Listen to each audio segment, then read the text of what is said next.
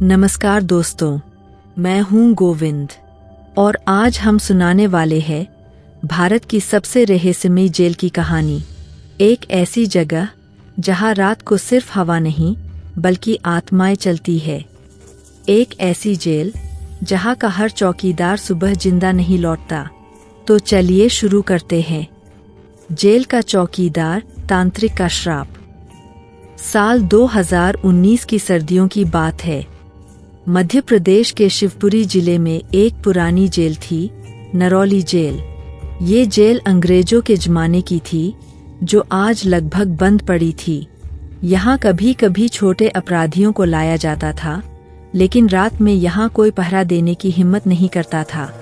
सरकार की ओर से आदेश आया कि इस जेल की सुरक्षा फिर से शुरू की जाए, और यहीं से इस कहानी की शुरुआत होती है।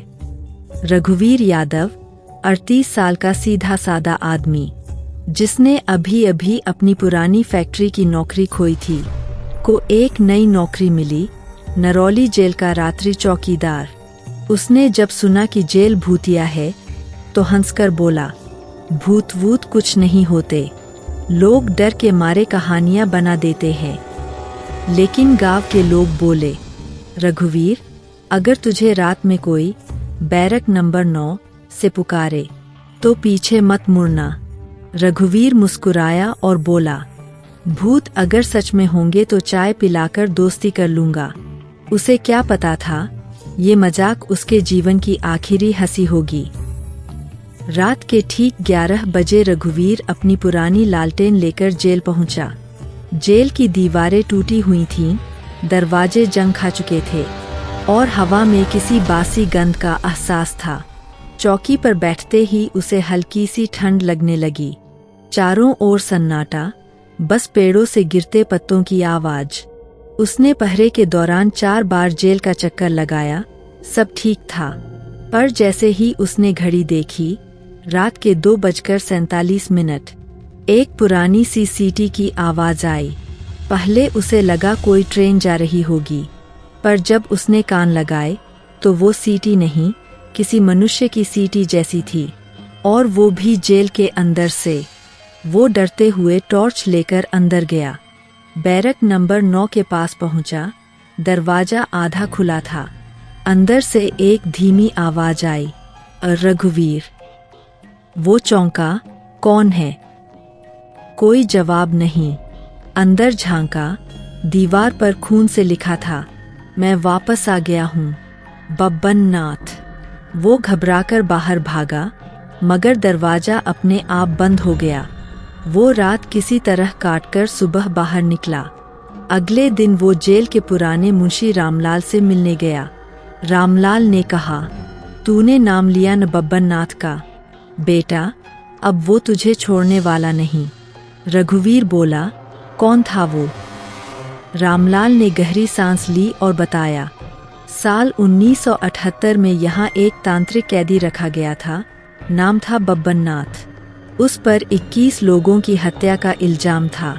कहते हैं वो काले जादू से लोगों को जलाकर मार देता था। जब उसे फांसी दी गई तो उसने आखिरी सांस में कहा था, मैं इस जेल में रहूंगा जब तक मेरा नाम कोई नहीं भूलेगा। और उसके बाद से हर चौकीदार जो रात की ड्यूटी करता था, वो कभी जिंदा नहीं लौटा। रघुवीर ने डर को हंसी में उड़ा दिया। ये सब अंधविश्वास है रामलाल जी, मैं डरने वाला नहीं। रामलाल ने कहा, डरना नहीं, पर याद रखना, अगर रात को तुझे कोई पुकारे तो उसकी आवाज मत सुनना। रात 12 बजे के करीब रघुवीर अपनी कुर्सी पर बैठा था। बाहर कोहरा था और ठंडी हवा दीवारों से टकरा रही थी। अचानक जेल के मुख्य गेट पर किसी के चलने की आवाज आई। वो उठा, टॉर्च लेकर देखा, कोई नहीं। वो जैसे ही वापस लौटा, उसकी कुर्सी उल्टी पड़ी थी और लालटेन जमीन पर टूटी हुई। अचानक पीछे से किसी की भारी आवाज आई, रघुवीर। उसने तुरंत मुड़कर देखा। एक काला साया, जिसके सिर पर राख लगी थी और हाथ में खोपड़ी थी, धीरे धीरे उसकी ओर बढ़ रहा था। रघुवीर भागा, मगर दरवाजा बंद था। साया पास आया, उसके कान में फुसफुसाया, तूने मुझे पुकारा था, अब मैं आया हूँ। रघुवीर बेहोश हो गया। अगली सुबह उसने ये बात किसी को नहीं बताई, पर रात को जब वो जेल पहुंचा तो वहाँ अजीब माहौल था। चारों ओर कोए मंडरा रहे थे और हवा में जलने की गंध थी। रात के 3 बजे अचानक सभी लाइटें बंद हो गईं। फिर वही मंत्रों की आवाजें, काल भैरव नमः, काल भैरव नमः। उसने देखा बैरक नंबर 9 का दरवाजा अपने आप खुला। अंदर दीवार पर बब्बन नाथ का चित्र बन चुका था और उसकी आंखें लाल चमक रही थीं। रघुवीर ने भागने की कोशिश की, मगर जेल की दीवारों से हाथ बाहर नहीं जा रहे थे, जैसे किसी ने उसे पकड़ लिया हो। फिर एक आवाज आई, अब तू मेरा प्रहरी बनेगा, सदा के लिए। सुबह जब रामलाल आया तो जेल का दरवाजा खुला था, पर अंदर रघुवीर नहीं था। सिर्फ उसकी टोपी और लालटेन जमीन पर पड़ी थी। दीवार पर खून से लिखा था, एक और आत्मा मेरे साथ। बैरक नंबर 9 की खिड़की से हल्का धुआं उठ रहा था और अंदर से किसी की हंसी गूंज रही थी।